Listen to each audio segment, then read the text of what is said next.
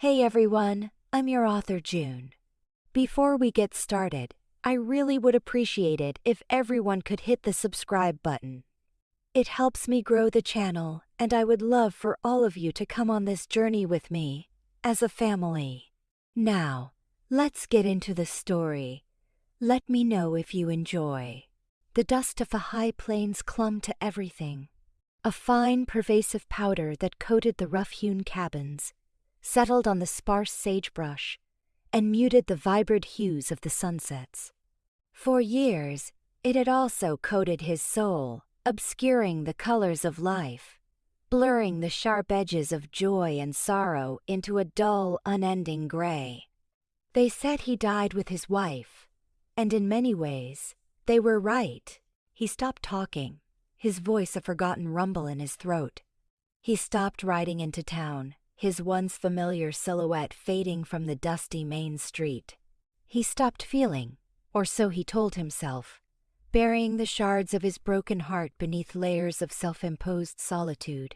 His world had shrunk to the confines of his remote cabin, nestled deep in the quiet embrace of the towering ponderosa pines, miles from the nearest semblance of civilization. He was a ghost. A rumor whispered by the few wary travelers who passed through the sparse settlement of Haven Creek. A hermit, a recluse, a man haunted by tragedy. His beard, once meticulously trimmed, now flowed wild and untamed, mirroring the untended wilderness of his spirit. His eyes, once bright with laughter and warmth, were now shadowed, distant, reflecting only the endless sky and the quiet solitude of his days. The scars that crisscrossed his face, faint white lines against weathered skin, told a silent story of a life lived hard, of battles fought and perhaps lost, though none knew the true history behind them. He carried the weight of memory like a physical burden, a constant ache in his chest that no amount of physical exertion could dispel. His days unfolded in a monotonous rhythm, chopping wood, tending to his small garden, mending his fences, the quiet, repetitive tasks a balm to his fractured mind. The only sounds that broke the silence were the rustle of pine needles in the wind, the distant cry of a hawk, or the soft murmur of the creek that tumbled over smooth stones near his cabin. He ate simple meals, slept restless hours, and woke each day to the same oppressive stillness, a quiet prison of his own making. The outside world, with its clamor and its vibrant emotions, was a distant, unwelcome memory. He had sworn, with the fervent desperation of a man who had lost everything, that he would never feel that exquisite pain again. He would never allow himself to love, to hope, to risk the shattering grief that had consumed him years ago. Then the world intruded, not with a roar, but with a polite, insistent knock. It was a late afternoon in early spring. The air was still crisp, though the snow had mostly receded, leaving behind patches of damp earth and the promise of green. He was mending a loose slat on his porch when he heard it, a sound so unexpected in his isolated existence that he almost dismissed it as the wind. But then it came again, firmer this time. He hesitated, his calloused hand still on the rough wood. Visitors were unheard of. He rarely went to town, and no one sought him out. Curiosity, a flicker of an emotion he thought long dead, stirred within him. Slowly, reluctantly, he pushed himself upright, his joints creaking in protest. Rounding the corner of the cabin, he saw her. She stood there, on his dusty path, a vibrant splash of color against the muted backdrop of the pines. Her dress, a simple but well-made fabric, was a shade of deep forest green, her auburn hair pulled back neatly, catching the sunlight in fiery streaks. She was not beautiful in the conventional sense, not with the delicate features often lauded in the periodicals from the East. Her face was earnest, her chin a little too determined, and her eyes, a startling shade of hazel, held a warmth that seemed entirely out of place in his desolate world. She carried a small, worn valise and a sense of quiet composure that allied the vast distances she must have traveled. She looked small, perhaps a little weary, but undeniably resolute. And she was a woman. That fact alone was enough to send a jolt through him, a stark reminder of all he had lost, of the life he had buried. He stood there, motionless, a silent, imposing figure, allowing his wild beard and shadowed eyes to speak for him, to warn her away. She didn't flinch. Her gaze met his, unwavering. There was no fear in her eyes, no shock at his disheveled appearance or the scars that marred his face. Only a quiet, polite curiosity. "Good afternoon," she said, her voice clear and surprisingly steady, carrying a faint accent he couldn't quite place, but which hinted at lands far to the east. "My apologies for disturbing you. I am Josie Bennett, the new schoolteacher for Haven Creek." He said nothing, merely grunted, a low guttural sound that had served as his primary form of communication for years. He watched her, waiting for her to recoil, to make her excuses and turn back the way she came. They all did. But Josie Bennett was different. She merely offered a small, polite smile. "They told me in town that you might have a spare cabin for rent. The one they had arranged for me. It seems to have burned down last winter." His cabin. The guest sighed. It was a separate dwelling, a smaller structure, a short distance from his own, built years ago for an imagined future that had never materialized. It stood empty, gathering dust and cobwebs, a monument to a life unlived. The thought of a stranger, a woman, inhabiting even a corner of his desolate world sent a cold shiver down his spine. It would shatter the fragile peace he had painstakingly constructed. "No," he grunted, his voice rough from disuse, a raw sound that grated even on his own ears. He turned to walk away, to retreat to the familiar solitude of his cabin. "Please, sir," her voice followed him, gentle but firm. "I wouldn't ask if I wasn't desperate. The school year starts next week, and there isn't another suitable place in town." He stopped, his back to her. He could feel her presence, a warmth in the cool spring air, an undeniable force of life that threatened to pierce through the layers of ice around his heart. He wanted her to leave. He needed her to leave. He couldn't risk it. He couldn't risk feeling again. He turned slowly, his gaze sweeping over her, taking in her determined posture, her weary but resolute eyes. He saw not a threat, but a quiet plea, a stark need, and something, a forgotten spark deep within him, flickered. It was a joke to him, a cruel trick of fate. He had sworn off life, and yet here she was, the embodiment of it, asking for a place to stay. "Fine," he bit out, the word sharp, ungracious. "The guest cabin, but you keep to your side, and don't disturb me." He watched her carefully, expecting surprise, perhaps even a flicker of fear at his gruffness. Instead, a genuine smile bloomed on her face, illuminating her features, warming the very air around her. It was a smile that reached her hazel eyes, crinkling the corners, radiating a quiet relief that pierced through his carefully constructed defenses. "Thank you," she said, her voice soft with gratitude. "Thank you very much, mister." He grunted again, turning abruptly and heading towards the smaller cabin, his mind already regretting his sudden, inexplicable decision. He would show her the place, set some ground rules, and then retreat to his own solitude, hoping that her vibrant presence wouldn't shatter the fragile peace he had built around his ghost of a life. But even as he walked, a strange, almost imperceptible tremor ran through him. The ghost had just offered shelter to a flicker of life, and the consequences, he instinctively knew, would be profound. The guest cabin was small, a single room with a rough stone fireplace, a cot, and a rickety table. It smelled of disuse and kine. He opened the shutters, letting in the late afternoon light, which revealed dust motes dancing in the air like tiny, ephemeral spirits. Josie Bennet stepped inside, her presence immediately filling the small space with an unexpected warmth.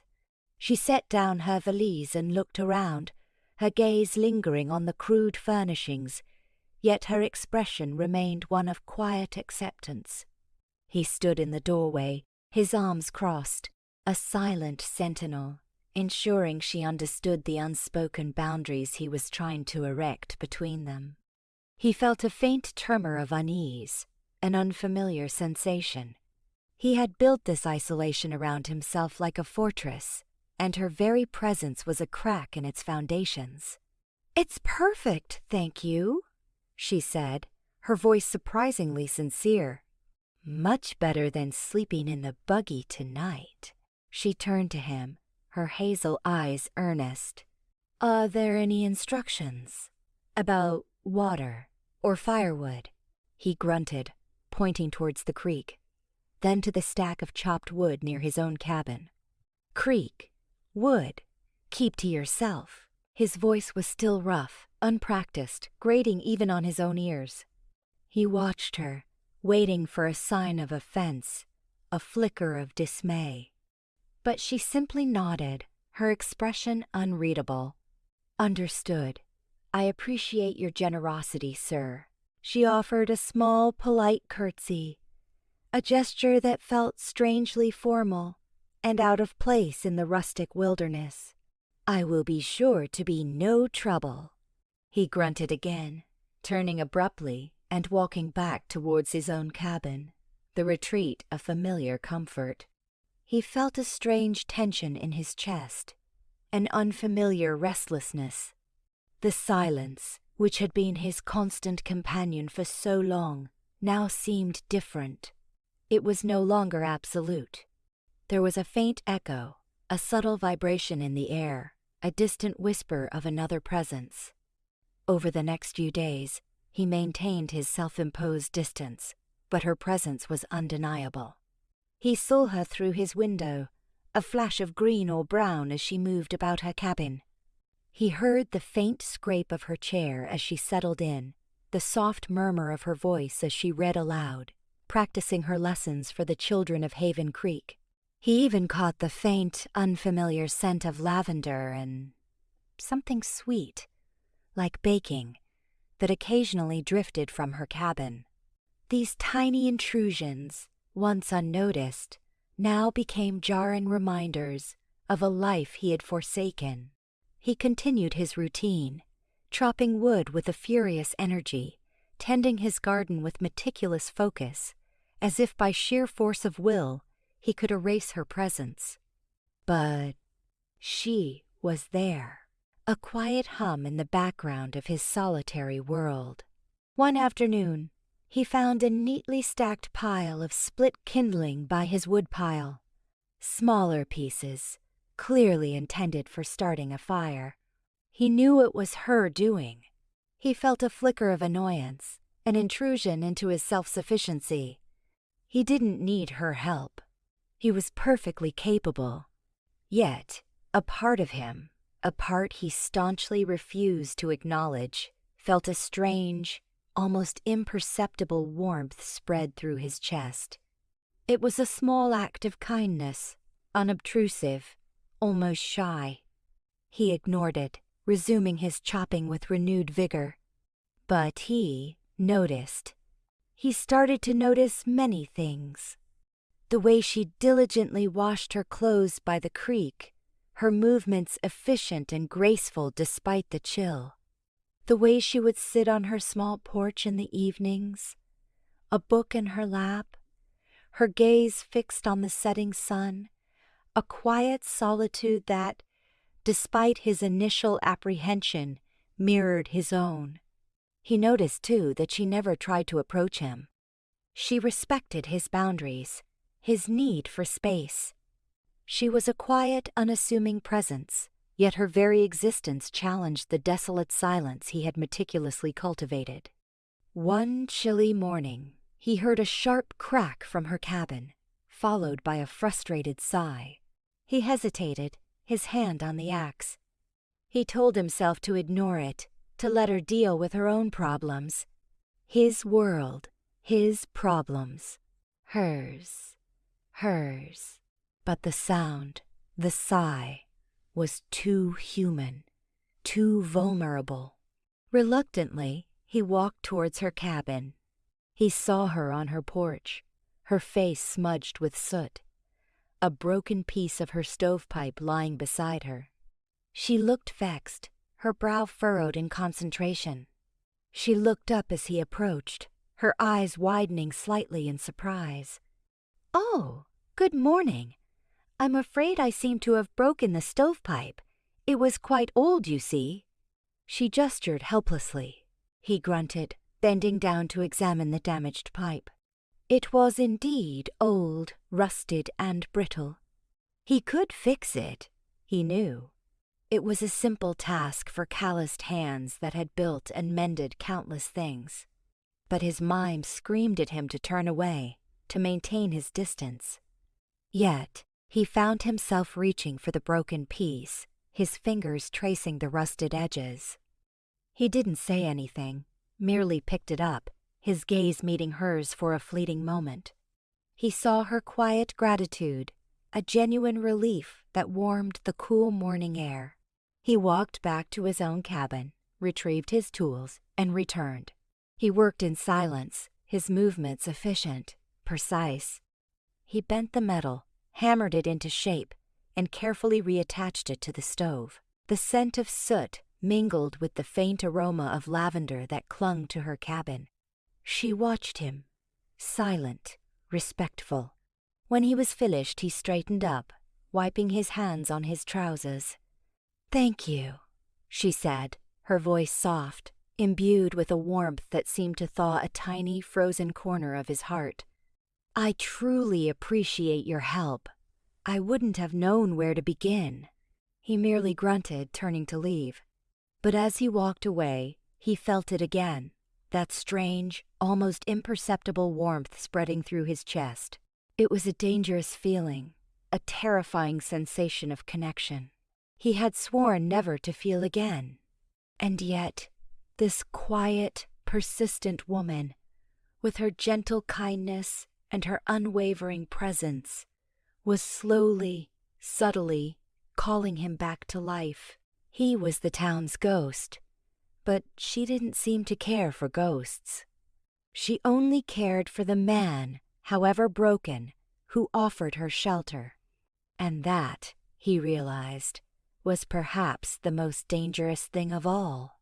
The mended stovepipe, a seemingly minor repair, became a quiet turning point. It was a tangible crack in the wall he had built around himself, a silent acknowledgement that his solitude was no longer absolute. Josie Bennett, the new school teacher, continued to be a respectful, unobtrusive presence, but her existence now hummed with a different resonance. He found himself more aware of her movements, the faint scent of her simple meals, the quiet rhythm of her days. He would sometimes see her tending to her small garden, coaxing tender shoots from the stubbornly dry soil. He'd observe her, hidden by the shadows of his porch, noting the way she hummed soft, tuneless melodies as she worked, her concentration absolute. He felt a strange pull to her diligence, a quiet admiration for her resilience in this harsh, unforgiving land. It was a quality he recognized, a reflection of his own enduring spirit, however deeply buried. One afternoon, he was splitting a particularly stubborn log when his axe slipped, sending a sharp, stinging pain through his hand. He grunted, dropping the axe, clutching his injured palm. It was a deep gash, bleeding freely. His vision blurred for a moment, the world tilting precariously. He was accustomed to pain, to physical hardship, but this felt different, sharper, somehow, in its intrusion upon his carefully cultivated numbness. Before he could even process the injury, a light, quick step sounded behind him. Josie was there, her hazel eyes wide with concern. She must have heard the thud of the axe, or sensed his sudden discomfort. "Oh, my goodness!" she exclaimed, her voice soft with alarm. "You're bleeding. Let me help you." He recoiled instinctively, his hand still clutched to his chest, a low growl rumbling in his throat. He didn't want her touch, her concern, her intrusion. It was too much. It was too close, but she didn't falter. She knelt beside him, her gaze unwavering, her expression gentle but resolute. She pulled a clean handkerchief from her pocket, surprisingly soft, and gently but firmly took his injured hand. His muscles tensed, a desperate urge to pull away. But her touch was light, steady, and unexpectedly soothing. She pressed the handkerchief against the wound, her fingers surprisingly strong as she applied pressure. "It's quite deep," she murmured, her brow furrowed in concentration. "We need to clean it properly. Do you have any clean water, or a basin?" He just grunted, gesturing vaguely towards his cabin. He felt a strange disorientation, a bewildering mix of pain, frustration, and an unfamiliar sensation that felt dangerously close to dependence. He was a man who had always prided himself on his self-sufficiency, his ability to handle any wound, any hardship, alone. And yet, here he was, allowing this woman to tend to him, to intrude upon his carefully guarded solitude.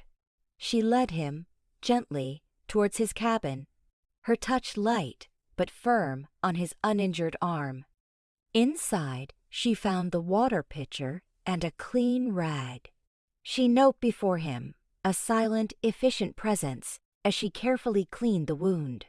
The cool water, the gentle pressure of her fingers, the focused concern in her eyes, it was all overwhelmingly intimate. He watched her, captivated by the simple humanity of her actions. He felt the sting of the antiseptic, but it was overshadowed by the strange, unsettling warmth that spread through his chest, a feeling he hadn't experienced in years. "It will need to be bandaged properly," she said, her voice calm and practical. "And you should keep it clean. It's easy for wounds to fester out here," she finished, tying the bandage with a surprising dexterity. He looked at his bandaged hand, then at her. Her face was close, her hazel eyes reflecting a quiet satisfaction at a job well done. He felt a profound sense of gratitude, an emotion so strong it almost choked him. He wanted to speak, to thank her, but the words caught in his throat, unfamiliar and heavy. He merely nodded, a jerky movement.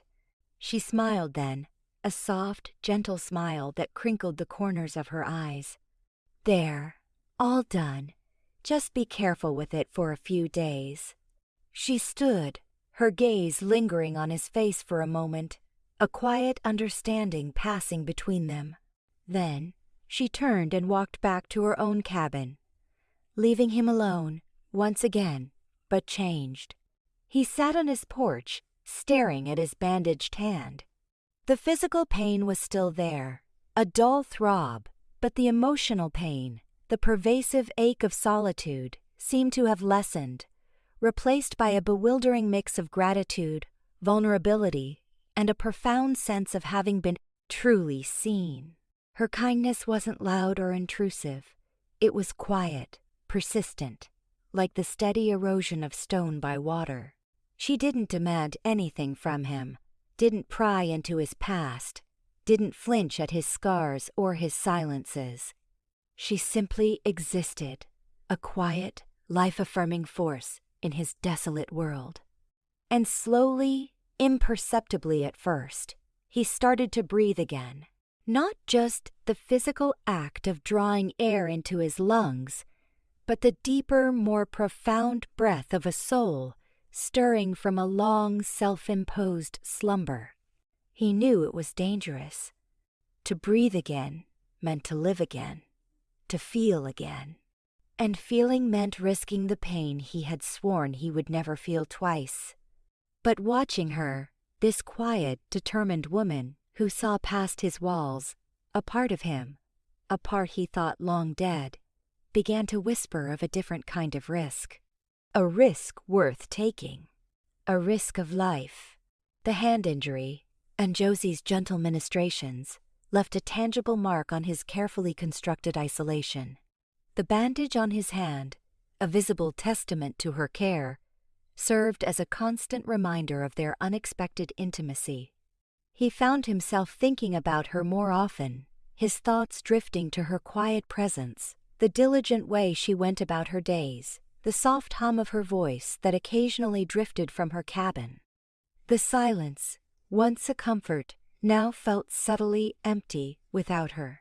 He started to leave small offerings, a pile of freshly split, dry kindling by her woodpile, larger than before, a basket of plump, ripe berries from the nearby bushes, left on her porch early in the morning before she awoke.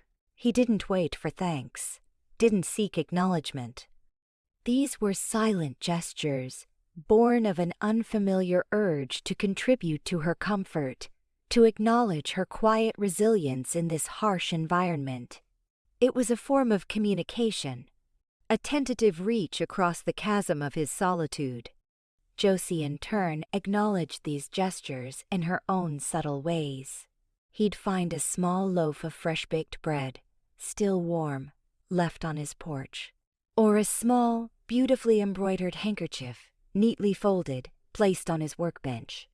These silent exchanges became a delicate dance between them, a burgeoning language of kindness that bypassed the need for words, a language he was slowly, reluctantly, learning to speak again. The weeks bled into months.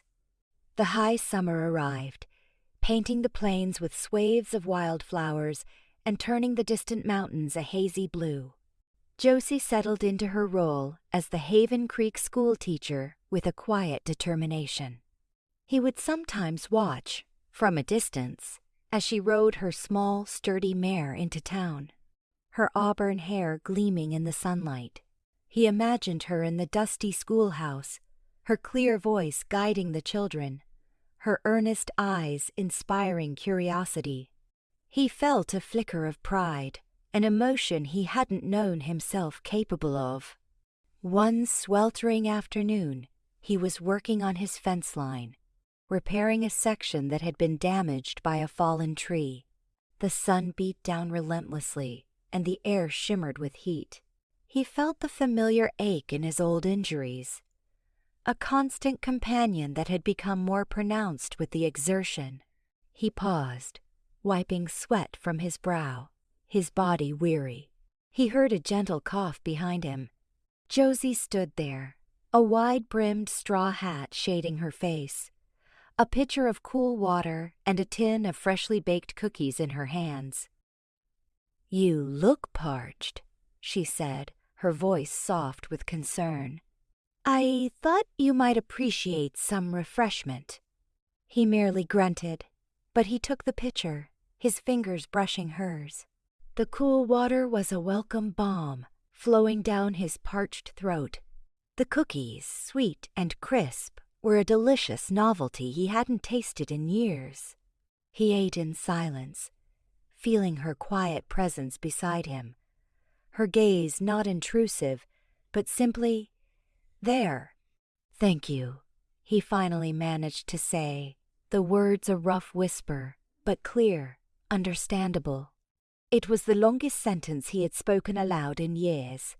Josie's eyes crinkled at the corners, a gentle smile blooming on her face. "You're very welcome, sir." She paused, her gaze sweeping over the extensive fence line he was repairing. "That's a lot of work. You must be tired." He grunted again, the words still difficult, unfamiliar. "You know," she continued, her voice thoughtful, "my father always said that a job well done is its own reward, but it's even better when you have a good partner to share the burden." He looked at her then, his gaze piercing. Partner. The word echoed in his mind, stirring forgotten emotions. He had once shared burdens, shared dreams, shared a life. The pain of that memory, sharp and sudden, threatened to overwhelm him. He turned away, a low growl rumbling in his chest. He couldn't. He wouldn't. The risk was too great. Josie seemed to sense his sudden retreat. She didn't press, didn't ask, didn't pry. She simply gathered her pitcher and tin, and with a quiet, "Well, I'll leave you to it then," she walked back towards her cabin, leaving him alone with his memories and the unsettling realization that the word partner no longer felt entirely alien, but rather achingly desirable. The days that followed were filled with a subtle tension. He pulled back, his silent gestures ceasing. He felt a faint regret, a pang of loss at the absence of their quiet exchanges. He saw her less, sensing her quiet withdrawal, her respect for his renewed need for distance. It was a familiar pattern, one he had established years ago. But this time, the isolation felt different. It was no longer a comforting shield, but a hollow echo of what he had started to build with her. One evening, a fierce summer storm rolled in, violent and sudden. The wind howled through the pines, and rain lashed against the cabin. He sat by his fire, listening to the cacophony, a familiar sense of peace settling over him. This was his element, the untamed wilderness mirroring the storm within him. Then, a sudden, sharp crack rent the air, followed by a faint cry carried on the wind.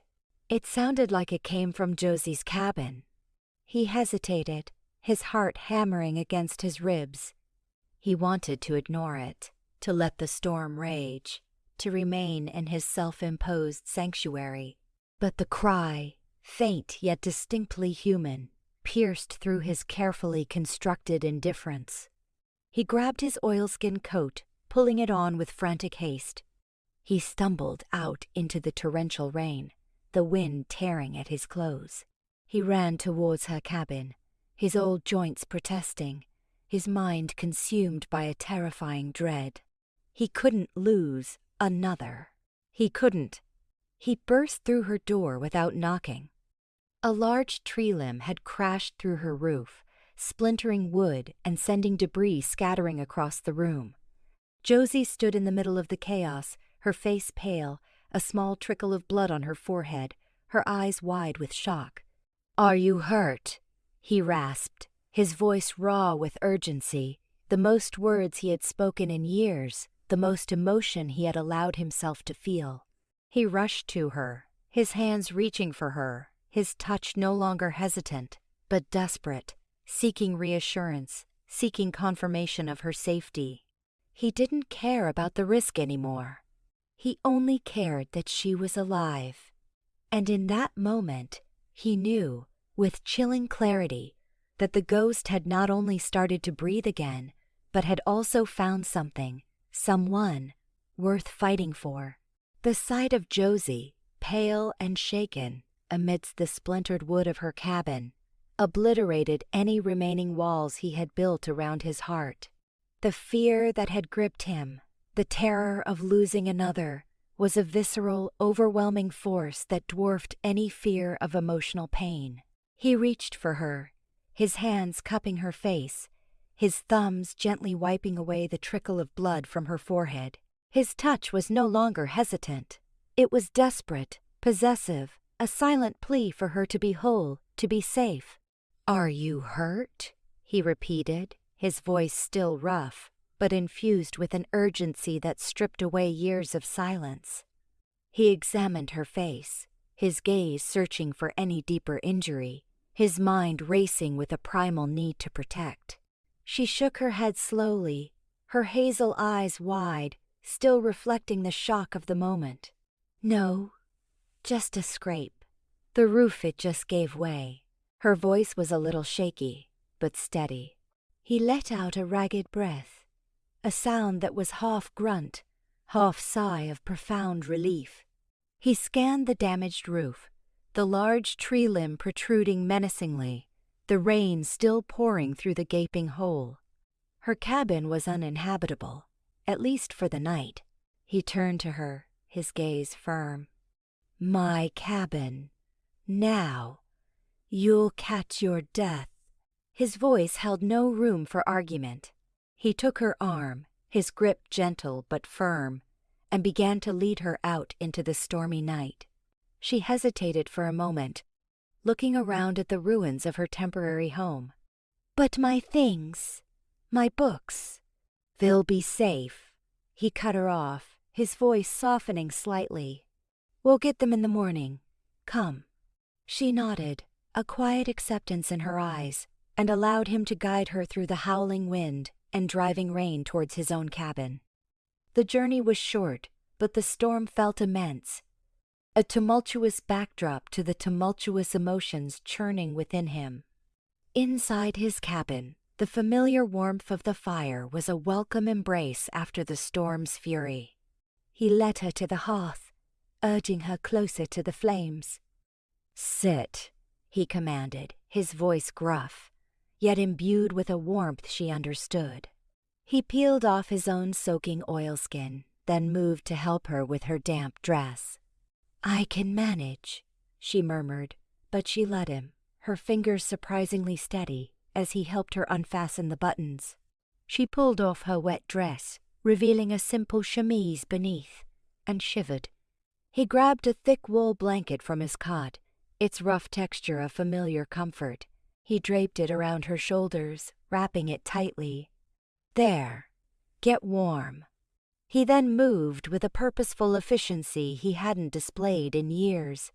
He rekindled the fire, adding more logs until it blazed brightly.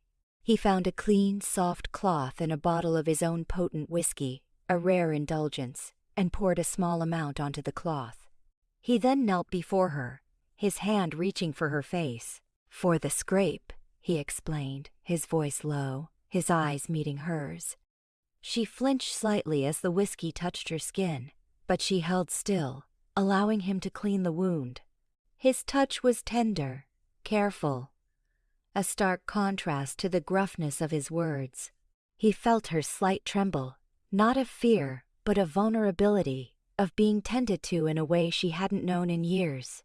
He then handed her a tin mug of hot tea he had brewed, its aroma of wild herbs filling the air.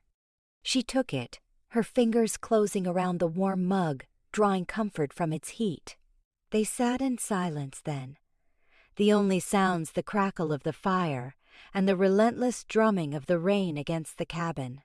He watched her, his gaze lingering on her face, the faint bruise already forming on her forehead. He felt a fierce, protective instinct surge within him, a powerful emotion he had long thought buried beneath layers of grief and indifference. You're safe here, he finally said, the words a low rumble, a promise. She looked at him, her hazel eyes, still wide, but now filled with a profound gratitude that mirrored his own burgeoning feelings. I know, she whispered, her voice soft. Thank you. For everything. He merely nodded, his gaze unwavering. He had offered her shelter, pulled her from the storm, tended her wound, and in doing so, he had, perhaps irrevocably, shattered the last remnants of his self-imposed isolation. He had allowed her into his world, into his cabin, into his very heart. He knew the risk was immense, the potential for pain almost unbearable. But as he watched her, safe and warm by his fire, a quiet, unfamiliar sense of peace settled within him. The ghost had opened his door, and the light that spilled in was brighter, warmer, and more terrifyingly beautiful than anything he had ever imagined. He was breathing again, truly breathing, and the air tasted of risk and of life. The storm raged throughout the night, holding them captive within the confines of his cabin. The rhythmic drumming of rain against the roof and the howl of the wind outside created an intimate, hushed world within, a stark contrast to the tumultuous emotions churning within him. He kept the fire well fed, its warm glow casting dancing shadows on the rough-hewn walls. He watched Josie, curled up on the cot he had offered her, wrapped in his thick blanket. Her even breathing was a new melody in the quiet solitude of his home, a living sound that spoke of her presence. He, for his part, found sleep elusive. He sat by the fire, a rifle across his lap, his senses heightened, listening to the storm, but also acutely aware of her presence.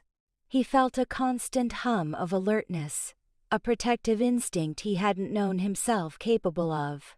The very air around her seemed to vibrate with life, a vibrant energy that permeated his own stagnant existence. As dawn approached, painting the sky with bruised purples and grays, the storm finally began to abate. The rain softened to a drizzle, and the wind died down to a whisper. Josie stirred, her eyes fluttering open. She looked around, disoriented for a moment, then her gaze landed on him, sitting by the fire, watching her. "Good morning," she murmured, her voice still a little sleepy. She pushed herself up, the blanket falling away to reveal her simple chemise. He felt a sudden, sharp intake of breath, a fleeting glimpse of her vulnerability that sent a jolt through him. He quickly averted his gaze, a flush rising in his weathered cheeks. It was an unfamiliar reaction, a testament to the powerful, unsettling effect she had on him. She seemed to sense his discomfort, or perhaps his heightened awareness. She quickly pulled the blanket tighter around herself. The storm, it was quite fierce. He grunted, his voice rough. Fierce enough. The early morning light, though muted, revealed the extent of the damage to her cabin. It was truly uninhabitable. The thought of her staying in his cabin, even for a short time, stirred a mix of apprehension and a strange, unfamiliar anticipation within him. His fortress had been breached. "We should see to your cabin," he said, pushing himself to his feet. "See what can be salvaged." She nodded, quickly dressing in a clean, dry set of clothes she had pulled from her valise. As they walked towards her cabin, the world outside was a landscape of devastation. Broken branches littered the ground, and the air was thick with the scent of damp earth and shattered pine. Her cabin was worse than he had initially thought. Not only was the roof severely damaged, but rain had seeped into the walls, threatening to rot the structural beams. It would take weeks, perhaps months, to make it habitable again. And with the school year looming, time was a luxury she didn't have. He looked at her, his expression grim. She stood amidst the wreckage, her shoulders slumped, a silent despair emanating from her. He felt a pang in his own chest, a fierce desire to alleviate her distress. "It will take a long time to repair," he stated, his voice quiet. "Too long for you to wait."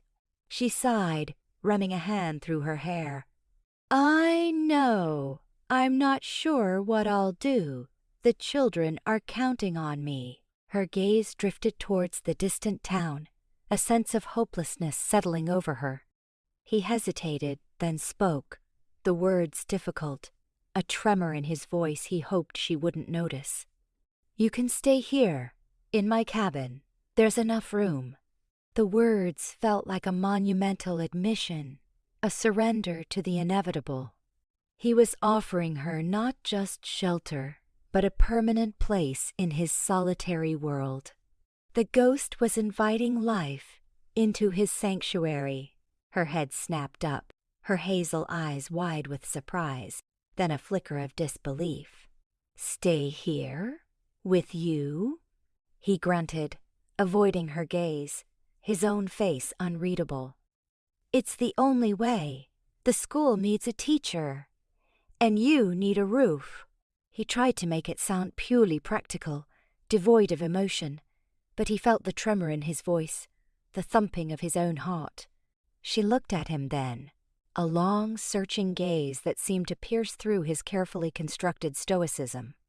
She saw not just the gruff recluse, but the man who had pulled her from the storm, who had tended her wound, who was now offering her sanctuary in his own home. She saw past the scars, past the wild beard, to the quiet kindness that resided within him. A slow smile bloomed on her face, a radiant, genuine smile that lit up her eyes.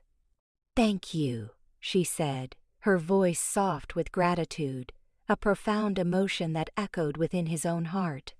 "You are truly a good man." He grunted again, turning away quickly, his face flushing with an unfamiliar warmth. Good man.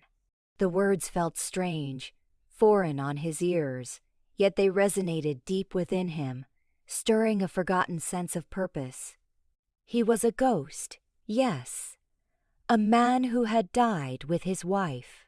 But this woman, Josie Bennett, with her quiet kindness and her unwavering presence, was slowly, irrevocably calling him back to life. And the call, he realized, was one he was no longer willing to resist.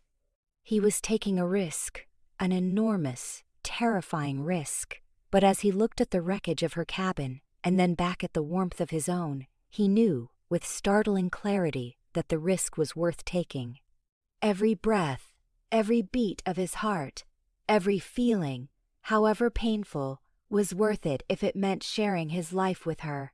Josie's presence in his cabin transformed his world in ways he hadn't anticipated, a subtle but profound shift that permeated every aspect of his existence.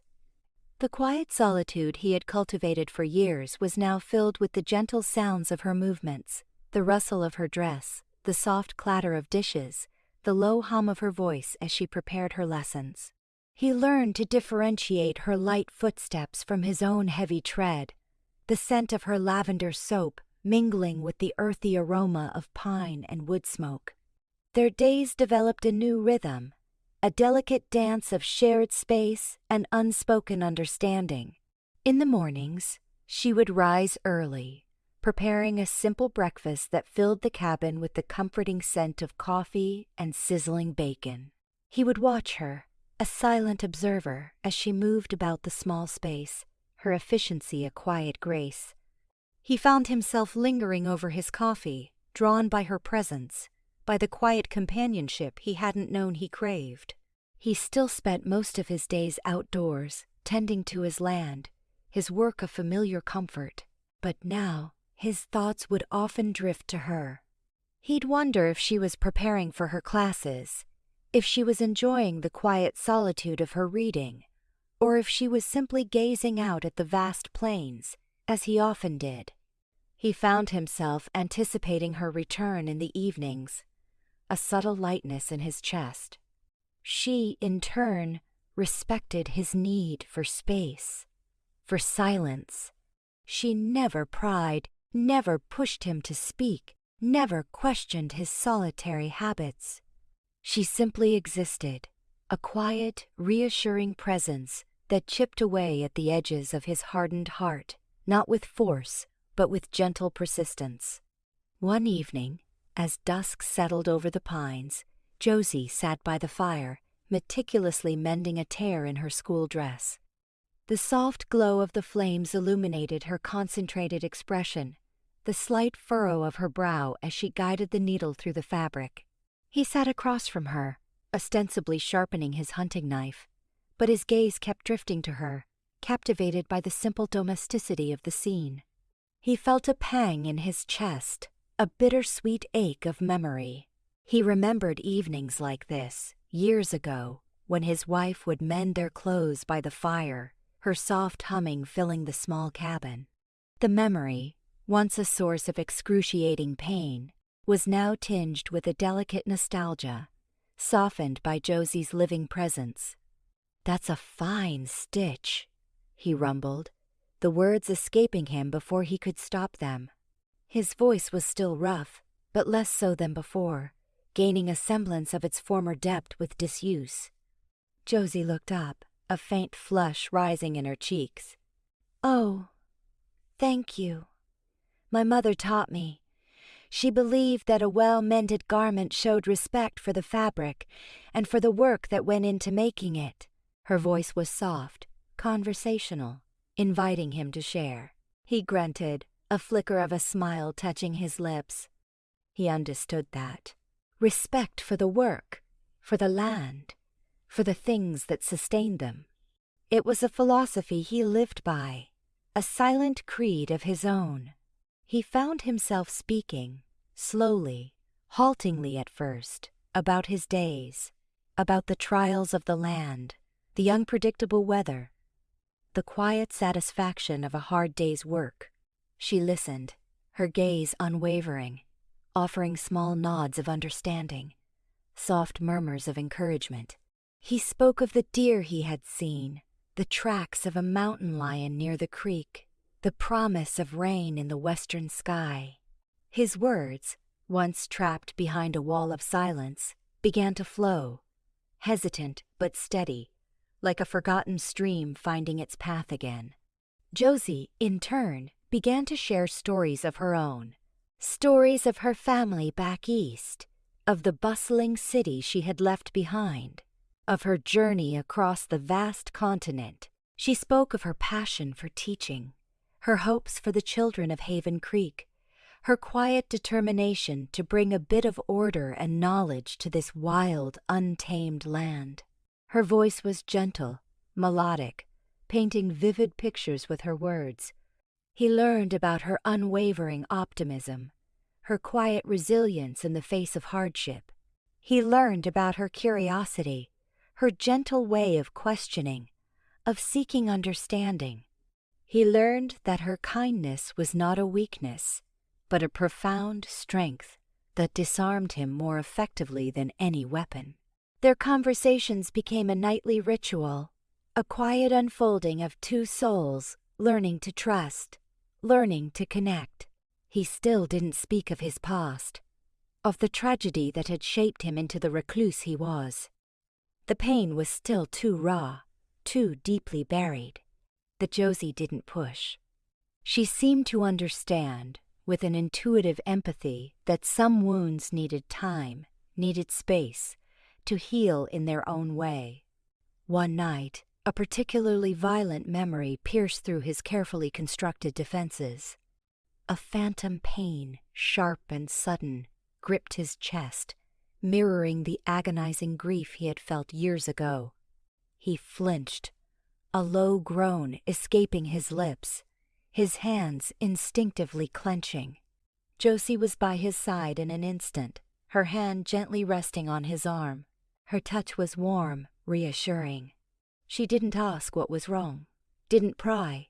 She simply sat with him, her presence a silent comfort, a steady anchor in the swirling chaos of his memories. He felt the quiet strength emanating from her, a gentle wave that slowly, subtly, calmed the storm within him. He looked at her, his eyes clouded with unshed tears, the unspoken pain of his past laid bare. Her gaze met his, unwavering, filled with a profound empathy that bypassed the need for words. She didn't flinch from his pain, didn't recoil from the raw emotion. She simply accepted it, absorbed it, and offered her quiet strength in return. In that moment, he knew, with chilling clarity, that his walls were crumbling, not in a violent collapse, but in a gentle, persistent erosion, carved away by her unwavering kindness and her profound understanding. He was the town's ghost, a man who had sworn off feeling. But Josie Bennett, with her quiet strength and her unwavering presence, was not only calling him back to life, she was showing him a new kind of existence, one where pain was shared and healing was possible. He was risking everything, risking the deepest pain he had ever known. But in her presence, he also felt a burgeoning sense of hope, a fragile, terrifying, exhilarating promise of a life he never thought he'd find again. The quiet understanding forged between them, deepened by the unspoken shared moments, and Josie's unwavering empathy, slowly began to thaw the permafrost around his heart. The pain of his past, once a monolithic barrier, now felt like a jagged scar still present, still tender, but no longer entirely impermeable. He found himself increasingly drawn to her presence, his days feeling incomplete without the quiet hum of her voice or the subtle warmth of her smile. He started to accompany her on her weekly rides into Haven Creek. At first he would wait by his cabin, a silent, imposing figure as she prepared her mare. Then, one crisp autumn morning, he simply swum onto his own saddle, his horse falling into step beside hers without a word. Josie didn't comment, didn't question, simply offered a small, knowing smile that made his chest ache with a bittersweet familiarity. The journey to town was still an ordeal for him, a forced re-entry into a world he had abandoned. The dust of the main street, the unfamiliar faces, the low murmur of conversations, it was all overwhelming, a sensory assault after years of solitude. He would ride with his hat pulled low, his gaze fixed straight ahead, avoiding eye contact, a silent, brooding presence. But Josie, walking beside him, would subtly draw his attention to the small details of life, the vibrant colors of the fall leaves, the cheerful chatter of children playing, the smell of freshly baked bread from the General Breep store. She didn't demand his interaction, simply shared her own observations, a gentle invitation to re-engage with the world he had abandoned. He found himself noticing these things, the small, vivid details that had long since faded from his awareness. In town, while Josie was busy at the schoolhouse or the general store, he would tether his horse at the edge of town, seeking the relative solitude of the creek bank. He felt the curious glances, the whispers of the townsfolk. There's the hermit, still a ghost of a man, poor soul. He ignored them, a practiced indifference. But sometimes children, drawn by a mixture of fear and fascination, would approach him. They would stand at a respectful distance, their innocent eyes wide with curiosity. He would grunt, his gaze fixed on the rushing water, hoping they would leave him alone. Yet, Josie had a way of speaking of him to the children, painting him not as a frightening recluse, but as a silent protector of the wilderness, a man who knew the secrets of the pines. One day, a particularly bold little girl, no older than 5, approached him cautiously. She held a wilted wildflower in her hand. "Teacher Josie says you talk to the animals," she whispered, her voice barely audible. He grunted, his gaze still on the creek. "Are you sad?" she asked, her voice filled with a child's directness, a purity that cut through his defenses. He looked at her then, truly looked. Her eyes were bright, unburdened by judgment or preconceived notions. He saw a glimmer of his own lost innocence, and a profound sadness twisted in his gut. He was sad. He was eternally sad. He had been for years. He hadn't realized how deeply ingrained that sadness was until that moment. He grunted again, unable to form words, his throat tight with unspoken grief. The little girl, sensing his distress, didn't press. She simply placed the wilted wildflower on the ground beside him, a tiny offering. "Teacher Josie says flowers make sad things a little less sad," she said, then turned and skipped away. He stared at the flower, then looked up, seeing Josie watching them from the schoolhouse porch, a soft, understanding smile on her face. He felt a profound gratitude for her gentle intervention, for her quiet understanding of his unspoken pain. Back at the cabin, their evenings continued to be a sanctuary of shared quietude. He started to work on small carpentry projects in the evenings, his hands finding comfort in the familiar rhythm of wood and tools. He felt Josie's gaze on him sometimes, not intrusive, but curious, appreciative. He built her a small, sturdy bookshelf for her growing collection of books, a silent gift that spoke volumes. She, in turn, began to ask him about the land, about the plants and animals, about the seasons. He found himself speaking, slowly, haltingly, about the names of the constellations, the patterns of the migration, the subtle language of the wind in the pines. His knowledge, once kept to himself, now found a receptive, eager audience. He discovered a quiet joy in sharing, in teaching, in seeing the light of understanding dawn in her hazel eyes. But the past remained, a silent, powerful presence. He knew he couldn't hide from it forever, not if he truly wanted to build something new with Josie. The scars on his face, the deeper unseen scars on his soul, were a constant reminder of the life he had lost. He knew that for their burgeoning connection to truly flourish, he would have to confront the ghosts that still haunted him. He would have to open the deepest, most painful chamber of his heart and invite her in. It was a terrifying prospect, a risk far greater than any physical danger he had ever faced. But as he looked at Josie, her face illuminated by the soft glow of the fire, her quiet strength and unwavering presence a balm to his scarred soul, he knew he had to try. He had to tell her everything. The ghost was ready to lay bare his haunted past, hoping that her kindness could finally bring true healing and a chance at a real future. The decision to reveal his past was a monumental one, weighing heavily on his soul for days. The thought of revisiting those agonizing memories, of stripping bare his carefully constructed defenses, filled him with a primal fear. He had guarded that wound for so long, protected it from the slightest touch, convinced that its exposure would shatter him completely. Yet, the burgeoning love he felt for Josie, the profound connection that had blossomed between them, demanded that honesty. He couldn't ask her to build a future with a ghost, a man shrouded in unspoken grief. One crisp autumn evening, as the last rays of sunlight painted the western sky in hues of orange and purple, he sat by the fire, sharpening his knife, the familiar ritual a small comfort.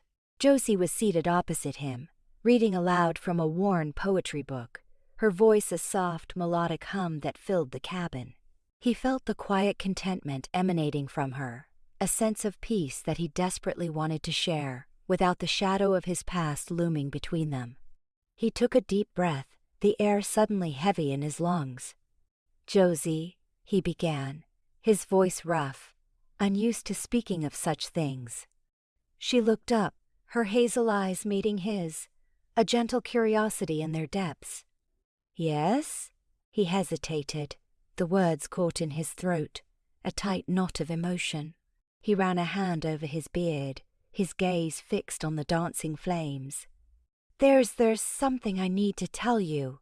Her expression softened, a quiet understanding in her eyes. She closed her book, setting it carefully beside her. "I'm listening." He took another shaky breath, the memories flooding back, sharp and vivid, threatening to overwhelm him. He started slowly, his voice a low, halting rumble, telling the story of his life before the darkness. He spoke of his youth, of his dreams, of building this very cabin with hope in his heart. He spoke of his wife, her name, a name he hadn't uttered aloud in years, now a soft, tender whisper on his lips. He described her laughter, her kindness, the vibrant joy she brought into his world. He told her about their life together, simple but full, the joy of their shared dreams, the small victories, the quiet moments of companionship. He spoke of the day the fever swept through their small valley, a virulent, unforgiving sickness that claimed lives indiscriminately. He described the desperate fight, the frantic remedies, the agonizing nights spent at her bedside, feeling her warmth slowly fade, her life slip through his fingers. He detailed the day she died, the chilling silence that followed, the unbearable emptiness that consumed him. He spoke of the desperate grief that had driven him to bury himself in solitude, to become the hermit, the ghost of Haven Creek. He told her about the vow he had made, the fierce promise to himself that he would never risk feeling such pain again, never allow himself to love, to hope, to lose. He even spoke of the scars on his face, not from battle, but from a desperate, senseless act of self-harm in the depths of his despair, a futile attempt to numb the unendurable emotional agony. As he spoke, the raw emotions he had buried for so long resurfaced, sharp and visceral. He felt the crushing weight of his grief, the bitter taste of his despair, the suffocating loneliness that had been his constant companion. His voice cracked, tears welled in his eyes, blurring his vision. He didn't try to hide them. He let the pain wash over him, exposed and vulnerable. Josie sat in silence, listening intently, her gaze unwavering. She didn't interrupt, didn't offer empty platitudes. She simply listened, her eyes filled with a profound empathy that absorbed his pain without judgment. As he spoke of his wife, she nodded, a quiet acknowledgement of his lost love. As he spoke of his despair, she reached out, her hand gently resting on his arm, a steady, comforting presence. When he finally finished, the cabin was silent, save for the crackle of the fire. He sat there, hunched over, exhausted by the sheer effort of baring his soul. He waited, bracing himself for her recoil, for the inevitable rejection, for the quiet pity that would confirm his fears. Instead, Josie shifted closer. She didn't say anything, didn't offer any words of comfort. She simply put her arms around him, pulling him into a gentle, firm embrace. Her touch was warm, reassuring, a soft anchor in the stormy sea of his resurrected grief. He felt the quiet strength emanating from her, the unwavering acceptance that embraced his brokenness, his sorrow, his scars. He stiffened at first, unused to such intimacy, such open display of affection. But then, slowly, tentatively, he leaned into her embrace, his body shaking with the force of his unleashed emotions. He buried his face in her shoulder, letting the tears flow freely, not tears of despair, but tears of release, of a profound and agonizing catharsis. He wept for his lost wife, for the years he had spent in self-imposed exile, for the pain he had carried alone. And he wept for the man he was, broken and scarred, yet now, irrevocably, profoundly, truly alive. Josie held him, her touch unwavering, her presence a silent promise of understanding and acceptance. She didn't try to fix him, didn't try to diminish his pain. She simply bore witness to it, sharing the burden, her quiet strength a balm to his raw soul. He had bared his haunted past, and she had met it not with fear, but with love. In that moment, he knew, with breathtaking clarity, that the ghost had not only been called back to life, but had found a living, breathing sanctuary in her arms, a place where his past could finally begin to heal, and a future could finally truly begin. The confession, raw and agonizing, had been a necessary crucible, and from its depths, a new, purer connection emerged between them. The emotional exhaustion that followed was profound, but it was accompanied by an unprecedented lightness, a sense of having shed a monumental weight. He no longer felt the incessant ache of unspoken grief, no longer carried the heavy burden of a hidden past. Josie had seen him, truly seen him, in his most broken state, and instead of recoiling, she had held him. That acceptance was a powerful balm, slowly, meticulously, mending the fractured pieces of his soul. Their intimacy deepened with every passing day, no longer a hesitant dance, but a confident, fluid exchange of emotions and unspoken understandings. The cabin, once a fortress of solitude, now hummed with a quiet warmth, a sanctuary built on shared vulnerabilities and burgeoning love. He found comfort in her mere presence, in the scent of lavender that now permeated his home, in the soft murmur of her voice as she prepared for her school day. Josie, for her part, seemed to thrive on the newfound openness. She understood his moments of quiet reflection, the lingering shadows of grief that would occasionally flit across his eyes. She didn't prod, but simply offered a gentle hand, a quiet word of comfort, a shared silence that spoke volumes. She continued to share her own life with him, her dreams for the school children, her plans for the small community of Haven Creek, inviting him into her world as she had entered his. One crisp winter morning, a heavy snowfall blanketed the valley, trapping them in the cabin for several days. It was a period of intense intimacy, a quiet cocoon of shared domesticity. He chopped wood, she cooked hearty meals, and they spent long hours by the fire, reading, talking, simply being. The silence between them was no longer empty. It was filled with unspoken comfort, with the gentle hum of their intertwined souls.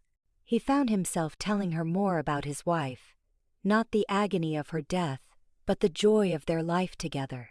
He spoke of her small quirks, her gentle wisdom, the way she could always make him laugh. Josie listened, her eyes filled with a quiet reverence, acknowledging the love he had shared without a hint of jealousy or judgment. In allowing him to speak of his past without fear, she helped him to truly mourn, to process his grief in a way he had never been able to before. One evening, as he watched her prepare dinner, her movements graceful and efficient, a warmth spread through him, a feeling so potent it almost brought him to his knees. It wasn't just affection. It was a profound love, a fierce, protective tenderness he hadn't known himself capable of feeling again. The thought of losing her, of feeling that agonizing pain twice, flickered through his mind. A sharp, unwelcome reminder of his vow. But this time, the fear was accompanied by a new, powerful understanding. Loving her, truly loving her, was worth any risk, any potential pain. He walked to her, his steps deliberate, his gaze fixed on her. She turned, her hazel eyes questioning. He reached out, his hands gently cupping her face, his thumbs tracing the soft curve of her cheeks. "Josie," he murmured, his voice husky with emotion, a full, resonant sound that had found its way back to him. I love you." The words, unspoken for so long, felt monumental, a declaration of a truth that had been slowly, irrevocably blooming within him. Her eyes widened, a flicker of surprise, then profound joy. A radiant smile lit up her face, reflecting the love he felt. "I love you too," she whispered, her voice thick with emotion. She leaned into his touch, her hands finding his, her fingers intertwining with his rough, calloused ones. They stood there, embraced, the cabin filled with the silent roar of their mutual affection, amplified and pure. The ghost, once dead to the world, was not only alive, but loved, and capable of loving in return. The winter eventually gave way to spring, bringing with it the promise of new life. The school year concluded, and Josie had a choice to make. return to the east, or stay in Haven Creek. The unspoken question hung in the air between them, a delicate thread of anticipation. One sunny afternoon, as they sat on his porch, watching the distant mountains shimmer in the warm light, Josie turned to him. "The children, they asked if I would be returning next year." He held his breath, his gaze fixed on her, his heart hammering against his ribs. She smiled, a soft, loving smile that reached her eyes. I told them I wouldn't leave." A profound relief washed over him, a wave of pure, unadulterated joy that spread through his entire being. He reached for her hand, bringing it to his lips, pressing a tender kiss to her knuckles. "Stay," he rumbled, his voice thick with emotion, his eyes conveying a depth of love that words alone could never capture. "Always," she whispered, her gaze unwavering. And so, their life together unfolded. He continued to be the quiet, steady presence of the wilderness, but now he was also the loving partner, the man who laughed, who spoke, who felt. Josie, the resilient schoolteacher, became his anchor, his confidant, the woman who had dared to call a ghost back to life, and in doing so, had found a love deeper and more profound than any she could have imagined. The scars on his face remained, silent reminders of a past tragedy. But they were no longer symbols of despair. They were testaments to resilience, to the strength of healing, to the transformative power of love. The town's ghost had not only returned to the living, but had found a true home, not just in the cabin nestled amongst the pines, but in the heart of the woman who had dared to see beyond his pain, and had loved him back to Barah. Life. Their story was a legend, whispered by the winds of Haven Creek, a timeless tale of healing, hope, and the extraordinary power of love to resurrect even the most broken of souls. He had risked the pain and found an eternity of joy. Their days, now bound by shared affection and unwavering respect, flowed with a newfound purpose. The spring brought a burst of life to the wilderness surrounding their cabin, mirroring the vitality that now thrummed within him. He found himself whistling as he worked. A soft, tuneless melody, but often echoed the gentle hum Josie made as she went about her own tasks. The sounds of their joint domesticity, the rhythmic thud of his axe, the cheerful clatter of her pans, the low murmur of their conversations wove a comforting tapestry that enveloped their home. Josie, with her earnest eyes and quiet determination, continued to be an anchor in his rhyme-urging life. She didn't just fill the silence, she enriched it. Her insights into human nature, honed by years of teaching and a profound sense of empathy, often surprised him. She understood the subtle dynamics of the small town, the undercurrents of gossip, the quiet struggles of its inhabitants, and shared these observations with him, broadening his isolated perspective. He, in turn, offered her his intimate knowledge of the land, teaching her to read the signs of the forest, to identify edible plants, to track game, to understand the language of the wind. Their connection wasn't merely emotional, it was a deeply practical partnership. He consulted her on decisions regarding his land, relying on her clear-headed logic and her intuitive grasp of people. She, in turn, sought his advice on matters of the schoolhouse, trusting his quiet wisdom and his innate sense of fairness. They built a life together, brick by brick, moment by moment, their individual strengths intertwining to form an unbreakable whole.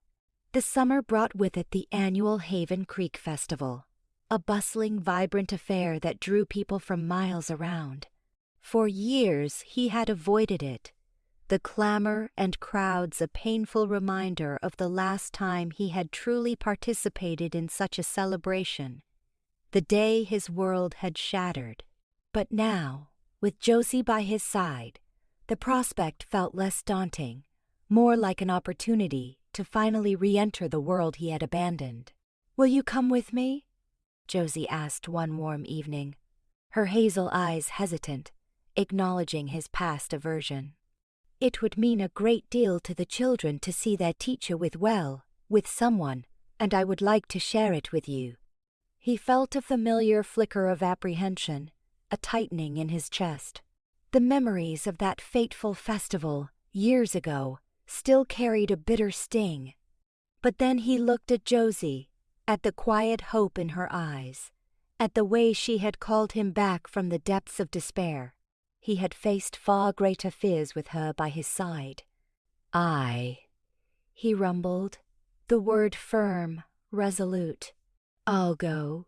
Her smile was a radiant burst of sunshine, illuminating the cabin with its warmth. "Thank you," she whispered, squeezing his hand. "Thank you." The day of the festival dawned bright and clear. He dressed in his best, most comfortable clothes, his beard trimmed neatly, his hair combed back. The scars on his face were still visible, but he no longer felt the need to hide them. They were part of his story, and now part of their story.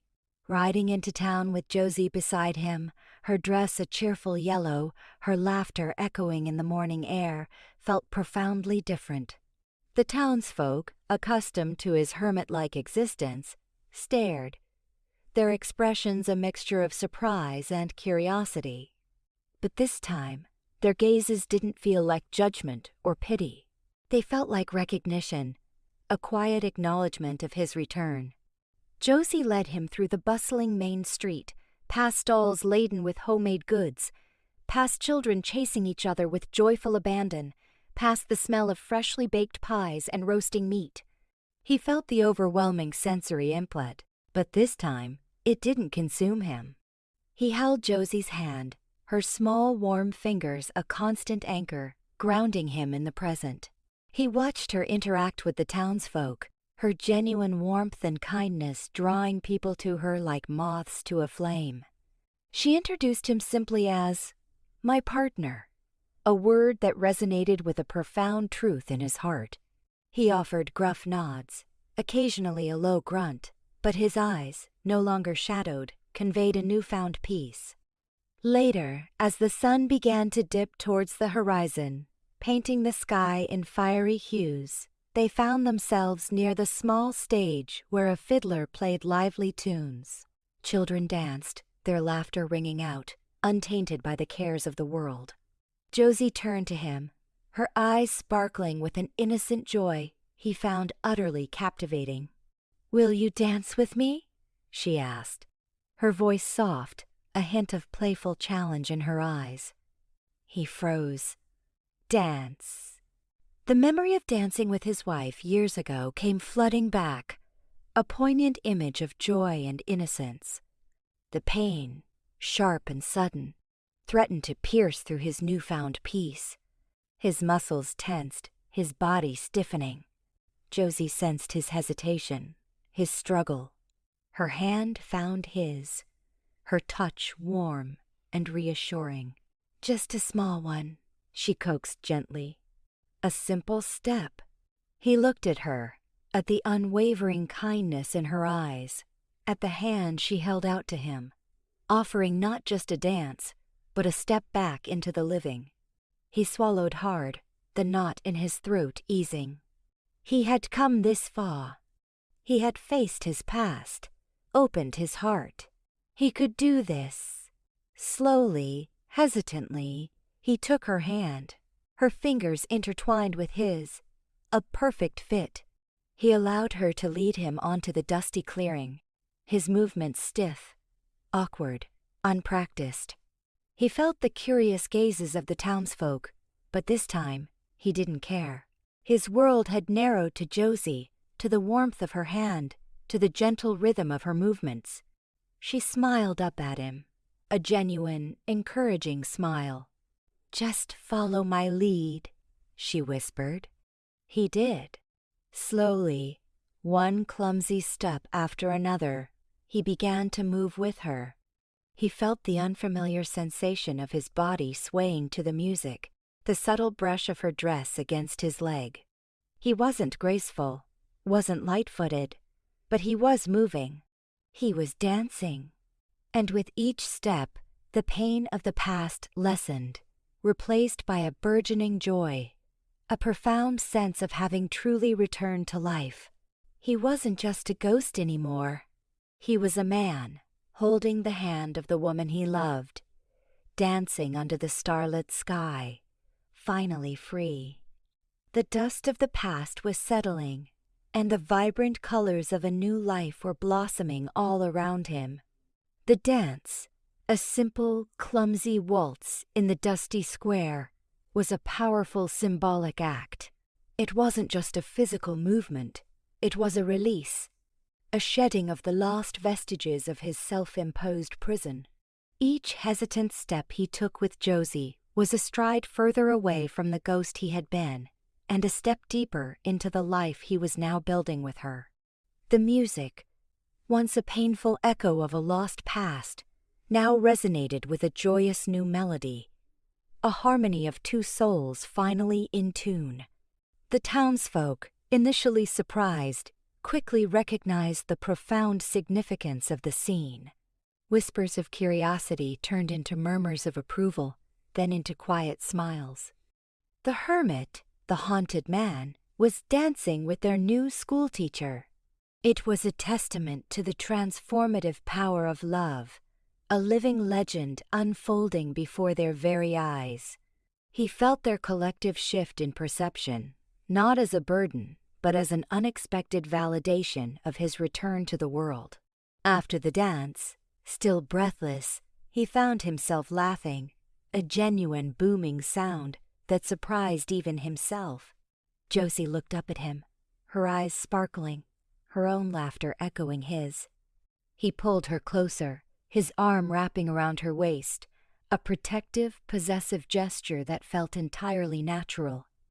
"That was a something," he rumbled, his voice still tinged with wonder. "It was lovely," she replied, her voice soft, her head resting against his chest. "You're not so bad for a recluse," he grunted, a comfortable sound, a silent affirmation of her playful tease. They stayed amidst the festivities until late into the night, soaking in the warmth of the community, the simple joy of being present. He bought Josie a candied apple, its sticky sweetness a nostalgic echo of his youth. He even shared a quiet word with a few of the older townsfolk, their faces reflecting a respectful curiosity rather than pity. Riding home under the vast, star-studded sky, the silence between them was not empty, but rich with shared experience, with the quiet hum of their newfound intimacy. He reached for her hand, intertwining their fingers, a gesture that now felt as natural as breathing. "Thank you," he murmured, his voice low, filled with a depth of emotion that words could barely contain. "For calling me back." Josie squeezed his hand.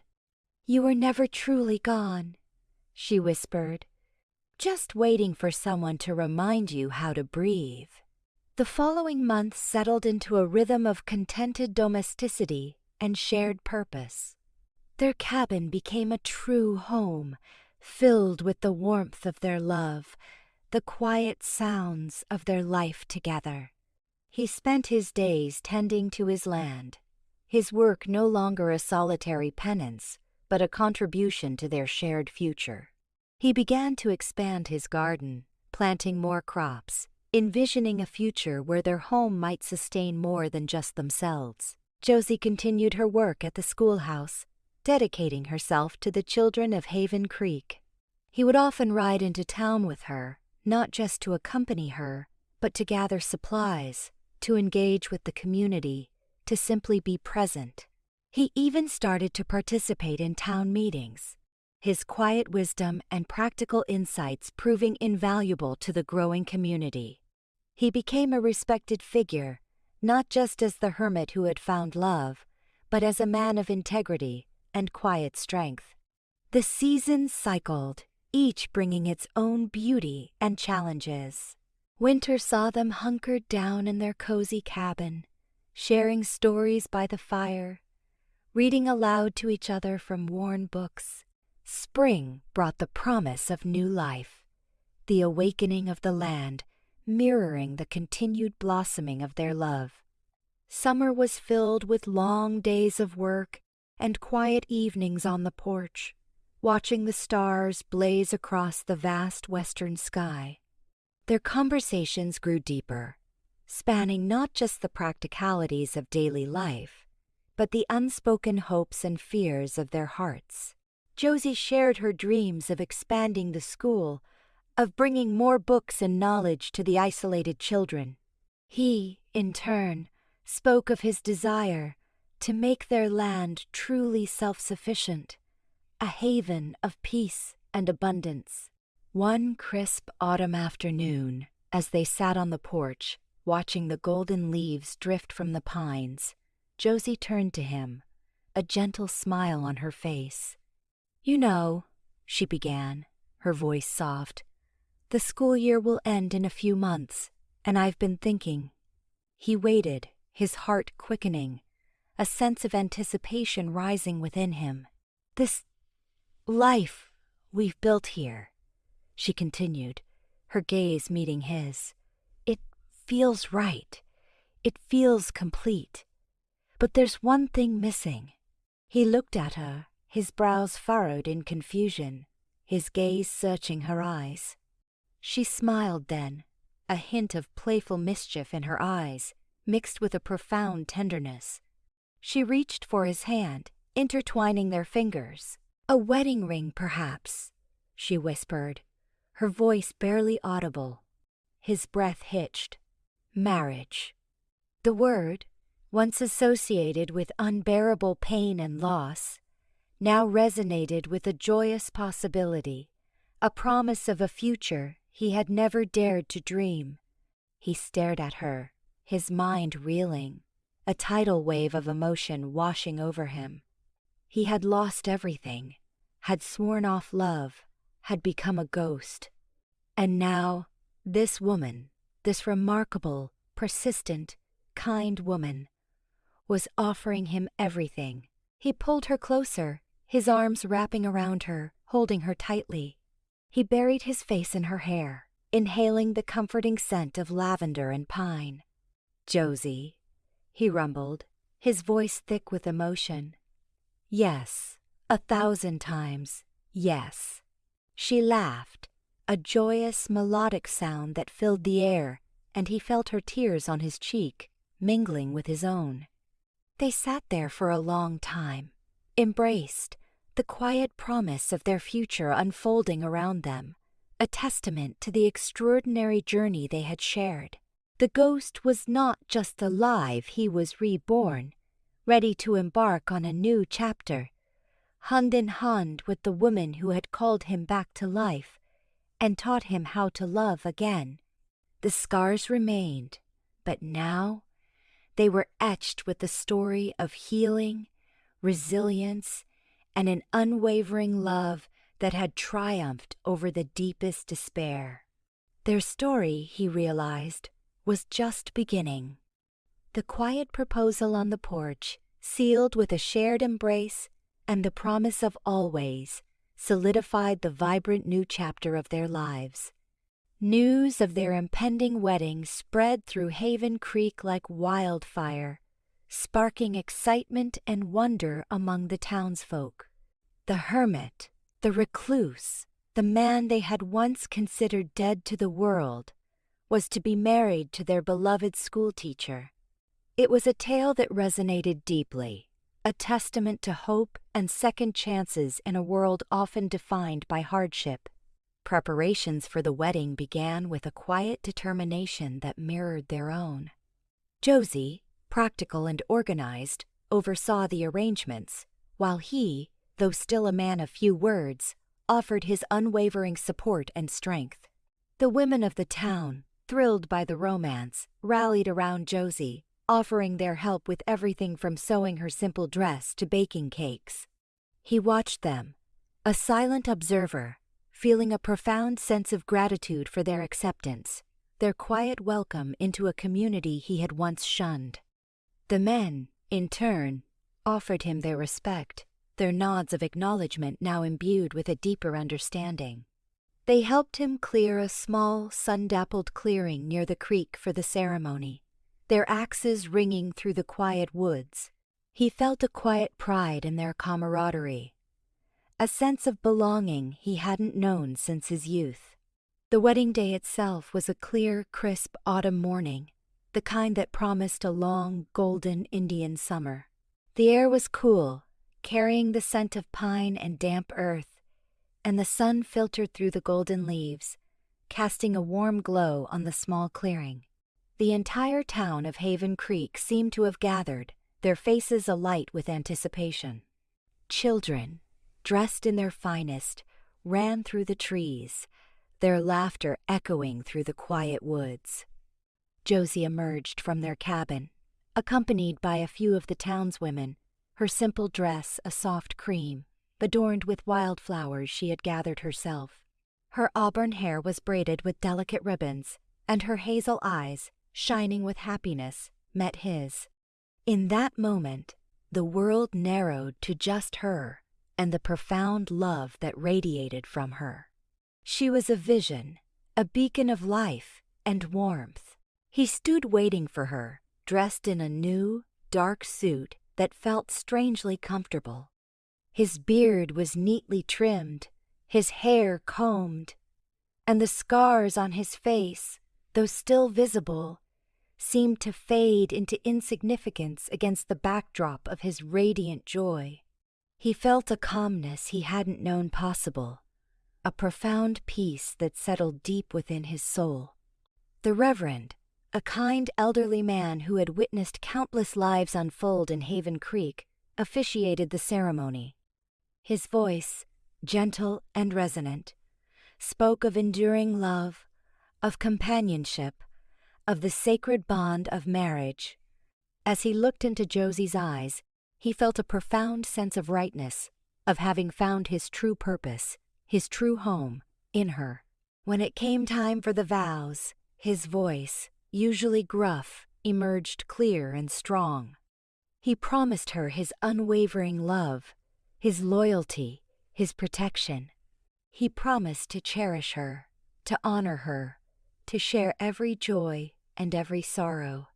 He spoke from the depths of his heart, each word infused with the weight of his past and the boundless hope of his future.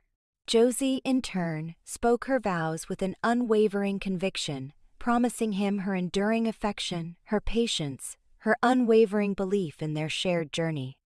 The kiss, when it came, was not a tentative exploration, but a profound melding of two souls. It was a kiss that spoke of healing, of resurrection, of a love that had defied all odds. He felt the warmth of her lips, the soft pressure of her body against his, and a surge of pure, unadulterated joy coursed through him, washing away the last remnants of his past pain. After the ceremony, a joyful feast was held in the clearing. Tables laden with food, music, and laughter filled the air. He found himself amidst the celebration, not as an observer, but as a participant. He ate, he drank, he even shared a slow, comfortable dance with Josie as the sun began to set, painting the sky in vibrant hues of orange and pink.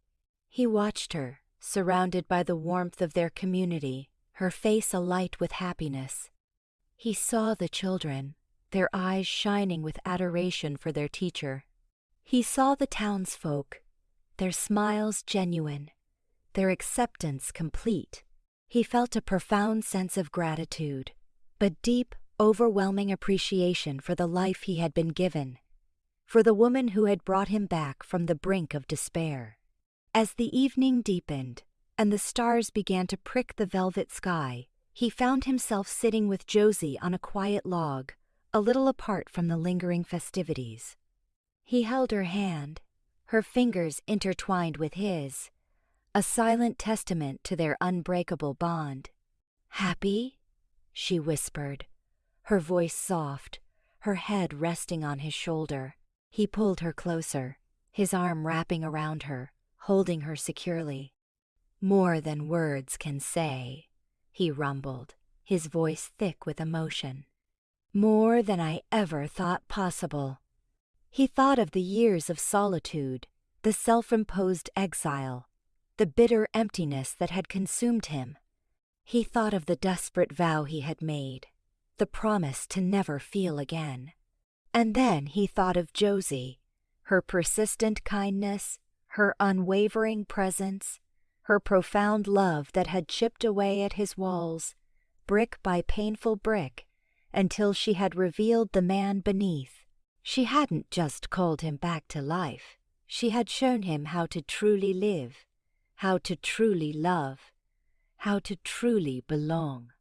The scars on his face, once a source of shame and pain, now felt like markers of a journey completed, a testament to his resilience. They were a part of him, but they no longer defined him. He was no longer the town's ghost. He was simply himself, a man deeply in love, eternally grateful for the woman who had brought him back from the dead and had given him a future brighter than any he had ever dreamed. Their story, a beacon of hope in the rugged landscape of the Old West, continued to unfold, a living legend of love, resilience, and the extraordinary power of a second chance. Their marriage settled into a comfortable rhythm, a gentle hum of shared life that resonated deep within him. The cabin, once a place of solitary survival, became a true home, filled with the warmth of Josie's laughter, the quiet scent of her cooking, and the vibrant pulse of their combined presence. He found himself anticipating her return from the schoolhouse each day, a lightness in his chest, a quiet eagerness for their shared evenings. He continued his work on the land with renewed vigor, his efforts now infused with a profound sense of purpose. He expanded his garden, cultivating new crops, and even built a small, sturdy barn for a future cow and chickens, envisioning a self-sufficient life for them both. Josie often joined him, her hands surprisingly adept at planting seeds or gathering eggs, her enthusiasm infectious. He learned to appreciate her quiet strength, her practical approach to the often harsh realities of frontier life, a perfect complement to his own rugged resilience. Their evenings were a sacred time, a sanctuary from the world. They would sit by the fire, reading aloud to each other, he, with his deep, resonant voice, often reading from his well-worn Bible or books on homesteading, and she, with her softer, more melodic tones, sharing passages from poetry or tales of far-off lands. These shared moments of quiet companionship deepened their bond, weaving their individual threads into an intricate tapestry of shared experiences and unspoken understanding. The town of Haven Creek slowly but surely accepted him. The whispers had long since faded, replaced by nods of respect and friendly greetings. He was no longer just the hermit or the ghost. He was Josie's husband, a man who worked hard, who spoke his mind, and who clearly adored his wife. He even found himself offering advice to a few of the younger men in town, sharing his knowledge of the land, of hunting, of survival. He was integrating, slowly, tentatively, back into the fabric of human connection. Josie, in turn, continued to be a beacon of light in the community. Her schoolhouse flourished, her dedication inspiring the children and earning the admiration of their parents. She organized small community events, a harvest festival, a Christmas gathering, drawing the scattered families of Haven Creek closer together. He would stand quietly beside her at these gatherings, his hand often resting on her lower back, a silent pillar of support, a quiet witness to her profound impact. One particular winter, harsh and unforgiving, tested the limits of the small community. A series of blizzards isolated Haven Creek for weeks, cutting off supply routes. Food became scarce, and sickness began to spread, threatening the fragile peace they had cultivated. The fear in the town was palpable, a chilling echo of the despair he had felt years ago. He felt the familiar tightening in his chest, the unsettling churn of anxiety. But this time, it was different. It wasn't just his own pain. It was a communal ache, a shared burden that he felt compelled to alleviate. Josie, too, felt the weight of the town's suffering, her empathetic heart bleeding for her students and their families. Together, they stepped into action.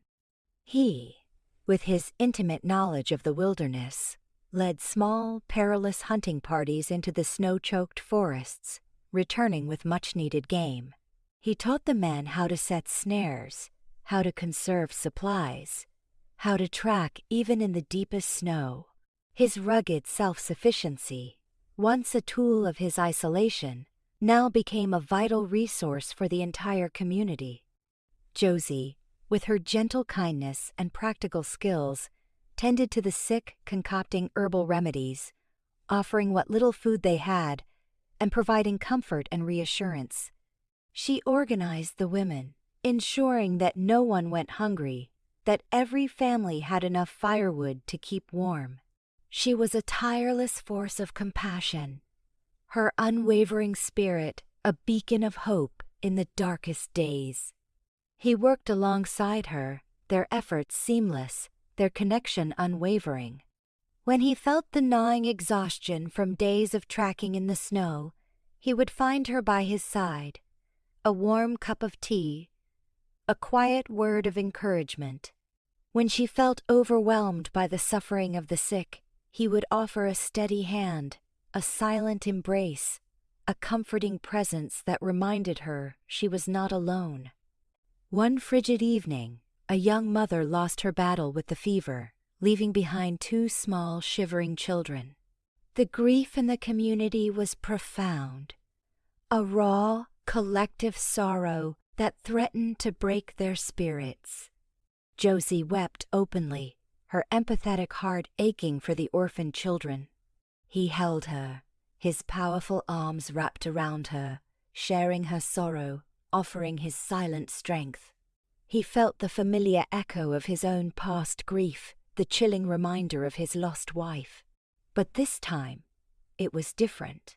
He grieved, yes, truly and deeply, but he didn't succumb to the despair. He had Josie beside him, a living testament to healing, to hope, to the enduring power of love. And he had a community that needed him, that relied on him, that had accepted him. The crisis eventually passed. The snow melted, the supply routes reopened, and the sick slowly recovered. Haven Creek emerged from the winter battered, but unbroken, its spirit strengthened by the shared ordeal. And at the heart of that strength stood the alpha and his mate, the man who had been a ghost, and the woman who had brought him back to life. Their actions during the bitter winter solidified their place not just as a couple, but as true leaders of the community. People looked to them, not just for guidance, but for inspiration. They saw in their story a profound truth, that even from the deepest despair, hope could blossom, that even the most broken of souls could find healing, and that true strength lay not in solitude, but in the unwavering bond of love and shared purpose. He was no longer just a husband. He was a pillar of the community, a protector, a beacon of resilience. And he knew, with a quiet certainty, that this was the life he was always meant to live, a life built on love, purpose, and the profound joy of shared existence. The harsh winter and their shared leadership through its trials deepened the roots of their connection, cementing their place as integral pillars of Haven Creek. The whispers of his past life as a ghost had long since faded, replaced by respect and an almost familial affection from the townsfolk. He was now simply the alpha, not in a formalized title, but in the unspoken acknowledgement of his quiet authority and his unwavering commitment to his community. Josie, his partner in all things, was revered not just as their teacher, but as the compassionate heart of their small world. Their homestead, once a desolate sanctuary, became a vibrant hub of activity. The barn he built now housed a milking cow and a small flock of chickens, providing fresh milk and eggs, but they often shared with families in need. His garden, expanded and tended with meticulous care, yielded abundant harvests, a testament to his innate connection to the land. Josie's influence was evident in the splashes of color from her small flower beds, tiny rebellions of beauty against the rugged landscape. Children, no longer fearful of the quiet, imposing man, would often visit their cabin, drawn by Josie's warm invitations. They would sit wide-eyed as he told them stories of the wilderness, of tracking deer or outsmarting coyotes, his deep voice captivating them with tales of survival and respect for nature. He even found himself carving small wooden animals for them, his rough hands meticulously shaping the wood, a quiet joy blooming in his chest at their delighted squeals. Their relationship, once defined by the haunting echoes of his past, was now a tapestry woven with shared laughter, comfortable silences, and a profound, abiding love. The amplified sense of connection that Josie's presence had initially brought him had matured into an intuitive understanding. He could sense her weariness after a long day at the schoolhouse, anticipating her need for quiet rest. She, in turn, knew when a lingering shadow of the past memory crossed his mind, offering a gentle touch or a quiet word of comfort without needing to ask. As the years passed, their love deepened, evolving with the subtle grace of the seasons. They grew older together, their faces etched with the lines of time and shared experience.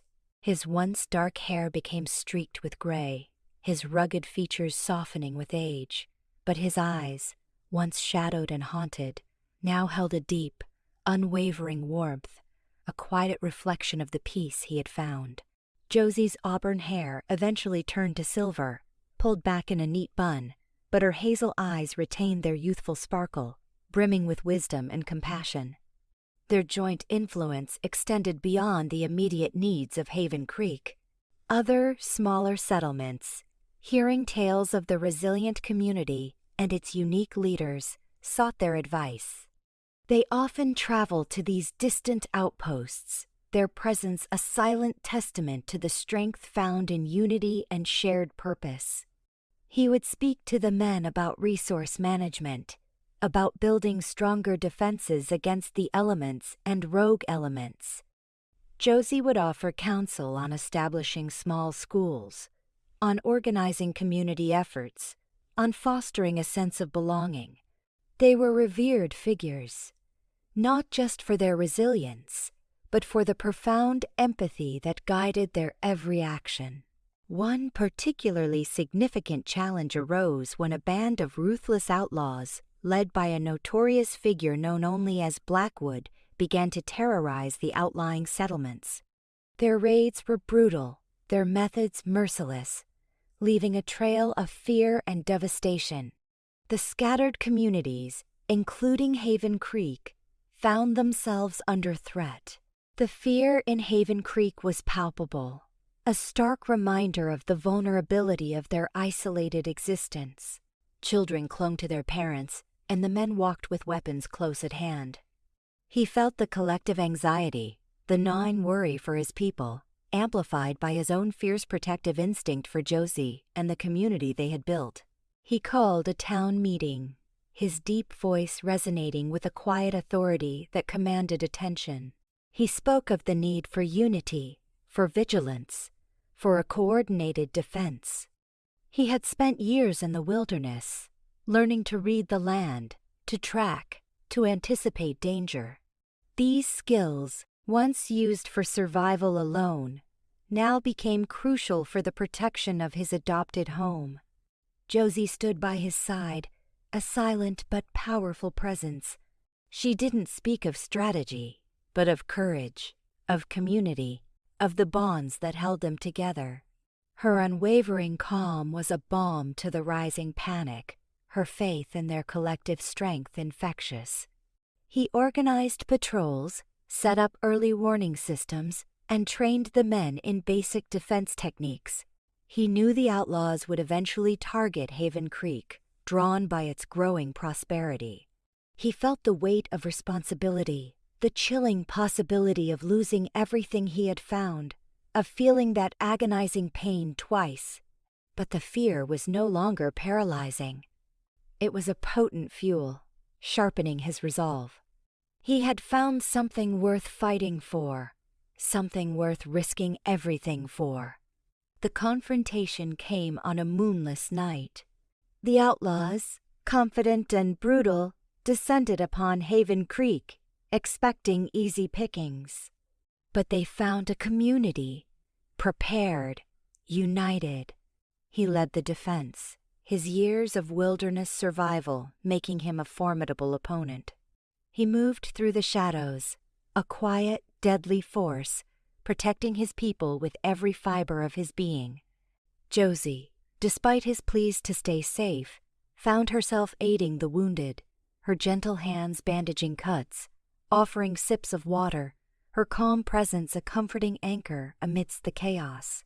He would occasionally catch a glimpse of her, moving fearlessly amongst the injured, and a surge of fierce pride, mixed with a chilling fear for her safety, would spur him on. The battle was fierce, protracted. Lives were lost on both sides. But in the end, Haven Creek stood firm. The outlaws, demoralized and defeated, retreated, leaving behind their dead and a newfound respect for the resilient community. Blackwood himself, a cunning and ruthless leader, was captured by him, his spirit broken by the unexpected resistance. In the aftermath, the town was battered, but victorious. The air, still thick with the acrid scent of gunpowder, was also filled with the quiet murmur of relief, of gratitude. He stood amidst his people, his face grim with the cost of victory, his body aching with exhaustion.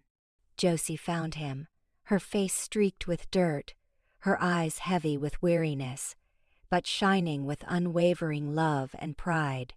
She reached for his hand, intertwining their fingers. She didn't say anything, but her gaze spoke volumes. "You saved us. You are our alpha." He looked at her, then at the faces of the townsfolk, battered but unbroken, their eyes filled with gratitude and newfound respect.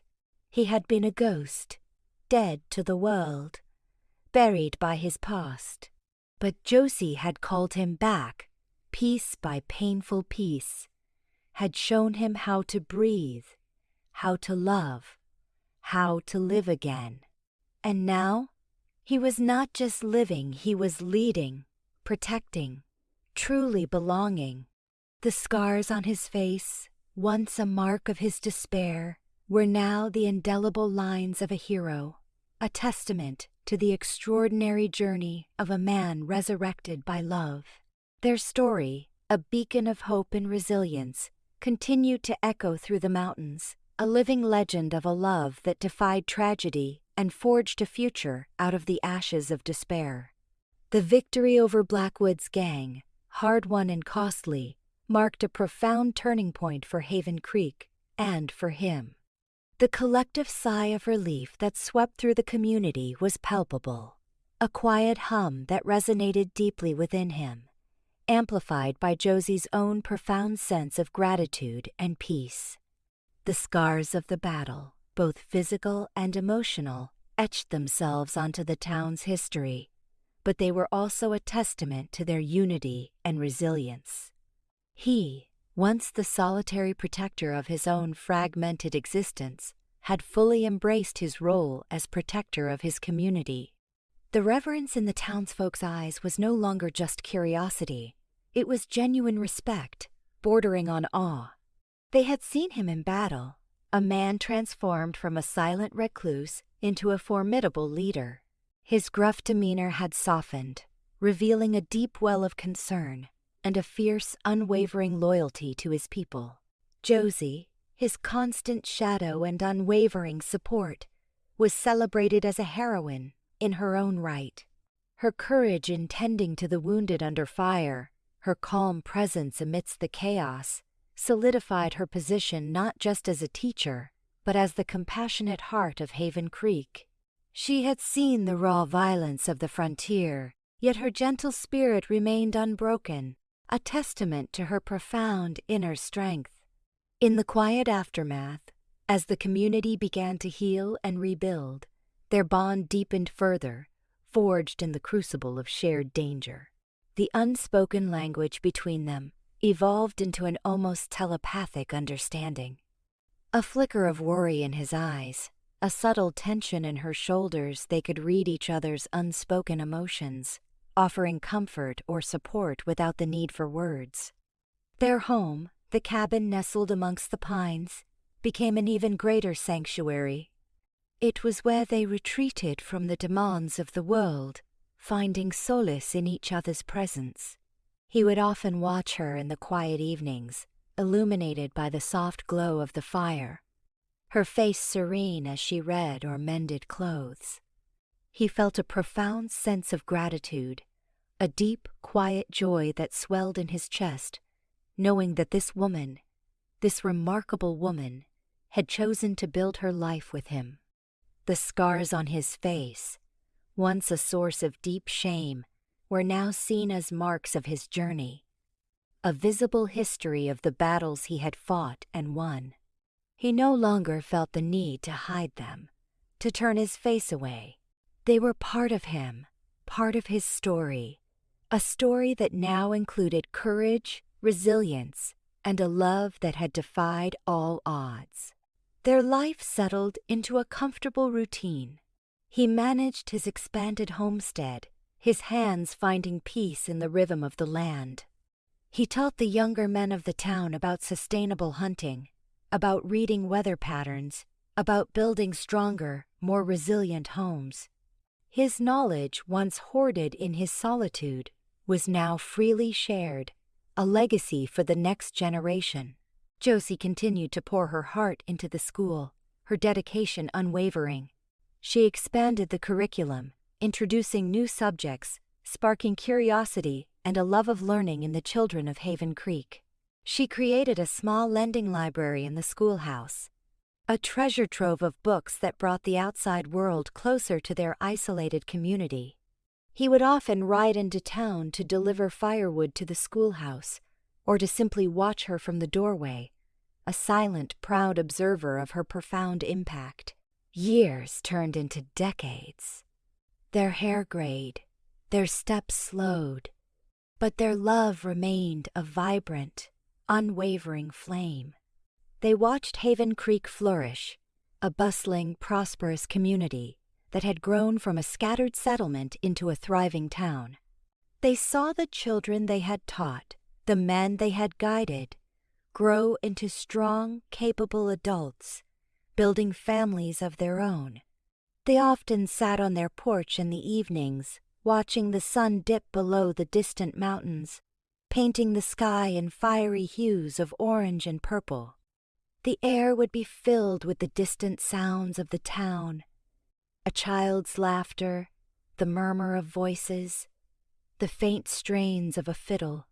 These sounds, once a source of overwhelming anxiety for him, now brought a sense of profound contentment, a quiet joy in the life they had helped to build. One such evening, as the first stars began to prick the velvet sky, Josie leaned her head against his shoulder. Her breathing was soft, even, a familiar comfort. He felt the warmth of her body beside him, the quiet hum of her presence, a resonance that had become as fundamental as his own heartbeat. "It was a good life," she whispered, her voice raspy with age, yet clear and strong. A beautiful life, shared. He tightened his arm around her, pulling her closer. More than I ever dreamed possible, he rumbled, his own voice softened by age and emotion. You gave me back everything, Josie. She smiled, a knowing, loving smile that crinkled the corners of her eyes. You just needed a little push, my dear, she murmured. You were never truly gone. He closed his eyes, savoring the moment, the quiet peace that enveloped them. He thought of that first day, the unexpected knock on his door, the persistent young schoolteacher who hadn't flinched at his scars or his silences. He thought of the desperate vow he had made, the promise to never feel again, a vow that had been shattered, piece by painful piece, by her unwavering kindness and profound love. He was no longer the town's ghost. He was a man who had lived, truly lived, had loved, truly loved, and had found his purpose in the arms of the woman who had called him back from the depths of despair. His journey had been long, marked by tragedy and solitude, but ultimately it had led him to her, to a life filled with meaning, connection, and an extraordinary love. As the years continued to pass, they remained intertwined, two old souls bound by a love that had defied despair and transcended the ordinary.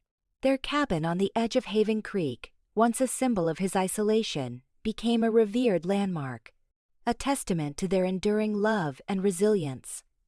The story of the man who had been the town's ghost until the schoolteacher called him back to life became a cherished legend, whispered from generation to generation, a timeless tale of hope, healing, and the profound power of love to resurrect even the most broken of hearts, leaving behind a legacy that would echo through the valleys for centuries to come. Their story was not just about two people. It was about the enduring spirit of a community, built on the foundations of empathy, courage, and the unwavering belief in second chances.